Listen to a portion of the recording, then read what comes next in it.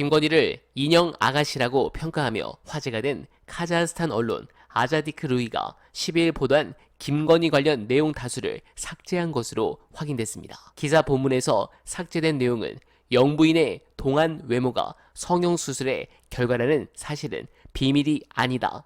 전 세계 사람들이 얼굴을 바꾸기 위해 한국으로 모여들고 있다라는 부분과 김건희 여사의 어린 시절 사진과 지금의 모습은 차이가 분명하다라며 게재된 사진입니다. 또 김건희 여사는 여러 차례 비난을 받았다라면서 2008년 윤 대통령과 결혼하기 전 취득한 박사 학위는 남편의 대선 당선 이후 표절 의혹이 제기됐고 위원회는 논문이 표절이 아니라고 결론을 내렸다라는 부분도 삭제됐습니다. 이렇게 김건희의 성형수술과 논문 표절 의혹은 삭제됐지만 카자흐스탄 고위직 공무원들이 김건희의 외모를 보고 감탄했다는 부분과 김건희가 개고기 식용금지에 적극적으로 반대했다는 내용은 남아있었습니다. 13일 수정된 기사를 10일 원본 기사와 비교해봤더니 기사량이 3분의 1 수준으로 확 줄어든 것을 알 수 있습니다. 네, 아마도 카자흐스탄 외교 당국에 압력을 넣어서 쿠션받고 수정을 했군요. 진짜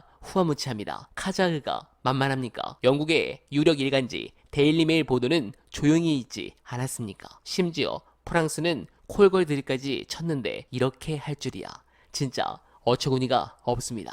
그러나 여론은 더 악화될 것입니다. 관련해 어날바 최저가 구경하시면서 중요한 영상 보시고 이어가 보겠습니다. 대통령 경호실에서 체크하고 비서가 안내하는 주거 침입도 있어요? 그러면 경호실과 비서도 공범인 거지. 최 목사님하고 같이 소환해야지. 불러가지고 왜 주거 침입범의 가방을 스캔하고 다시 돌려준 후 입구로 안내했냐 물어봐야 될 거 아니에요? 게다가 그렇게 주거 침입에서 남기고 간 디올백은 대통령 기록물이라면서요. 진짜 작년 한 해 들어본 가장 웃긴 소리를 대한민국 국정을 한다는 대통령실에서 일한다는 작자들이 해대고 있는데 대통령 기록물이라고 디올백이. 그 논리대로면 주거 침입범이 대통령 기록물을 남기고 간 거잖아요. 뭐 앞뒤가 조금이라도 맞는 소리를 해야지 속아주는 척이라도 하지. 최 목사는 주거 침입범이라면서 최 목사가 대통령 부인한테 주고 간 것은 대통령 기록물이라고. 이런 걸 개소리라고 합니다. 개소리. 말도 안 되는 소리인데 이거를 한나라의 대통령실이 해명이라고 내놓는 거예요. 그런데도 권익위는